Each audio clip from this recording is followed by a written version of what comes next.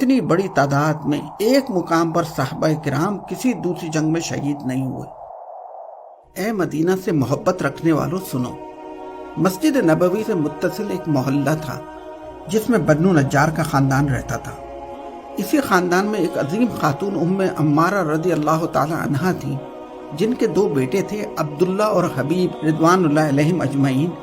ام عمارہ کو رسول اللہ صلی اللہ علیہ وآلہ وسلم سے بڑی محبت تھی۔ تاریخ میں آپ خاتون احد کے نام سے مشہور ہیں۔ رسول اللہ صلی اللہ علیہ وسلم نے فرمایا کہ غزوہ احد کے دن میں دائیں بائیں جس طرف نظر ڈالتا ام عمارہ ہی لڑتی نظر آتی تھی۔ اس عظیم خاتون کو تحفظ ختم نبوت صلی اللہ علیہ وآلہ وسلم کی راہ میں شہید ہونے والے فرزند کی والدہ ہونے کا بھی اعزاز حاصل ہے۔ ان کے بیٹے حبیب بن زید عمان سے مدینہ واپس جا رہے تھے کہ یمامہ کے قریب جھوٹے نبی ملعون مسیلمہ کذاب نے پکڑ لیا۔ مسیلمہ کذاب گرفتار حبیب بن زید کے جسم کا ایک ایک حصہ کاٹتا جاتا، کہے لگاتا اور پوچھتا جاتا تھا کہ کیا اب تصدیق کرتے ہو کہ مسیلمہ اللہ کا رسول ہے؟ آپ رضی اللہ تعالیٰ عنہ کا ایک ہی جواب ہوتا تھا کہ محمد صلی اللہ علیہ وسلم اللہ کے آخری رسول ہیں۔ اسی تشدد کے دوران حبیب بن زید کی شہادت ہو گئی۔ آپ قیامت تک ختم نبوت صلی اللہ علیہ وسلم کی راہ میں قربانیاں دینے والوں کے لیے مثال بن گئے۔ ام عمارہ نے اپنے بیٹی کی شہادت کا سنا تو اللہ کا شکر ادا کیا۔ ام عمارہ کا اللہ کے نبی سے محبت کا قصہ یہاں ختم نہیں ہوتا۔ عہد صدیقی میں خالد بن ولید کے لشکر میں اپنے دوسرے بیٹے عبداللہ کے ساتھ شامل ہو کر یمامہ پہنچی، جہاں اسی جھوٹے نبی مسیلمہ کذاب کے ساتھ خون ریز جنگیں ہوئیں، جنہیں مارکہ یمامہ کہا جاتا ہے۔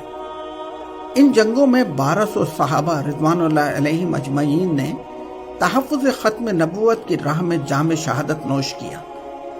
اتنی بڑی تعداد میں ایک مقام پر صحابہ کرام کسی دوسری جنگ میں شہید نہیں ہوئے۔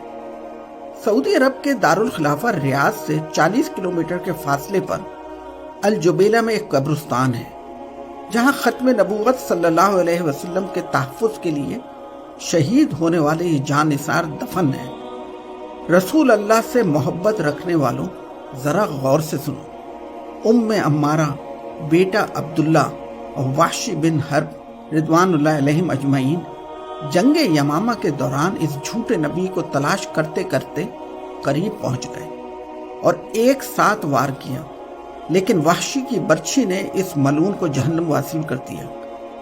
ام عمارہ اس جھوٹے نبی کی موت پر سجدہ شکر بجا لائیں۔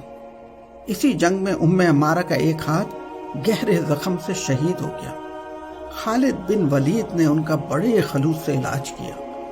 اسی زخم کی وجہ سے عہد فاروقی میں ام عمارہ آخرکار شہید ہو گئیں رضی اللہ عنہا۔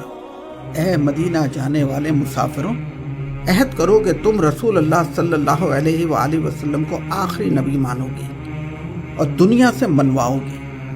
اپنے بچوں کو بتاؤ گے کہ محمد صلی اللہ علیہ وسلم اللہ کے آخری نبی ہیں اور اب کوئی نبی نہیں آئے گا۔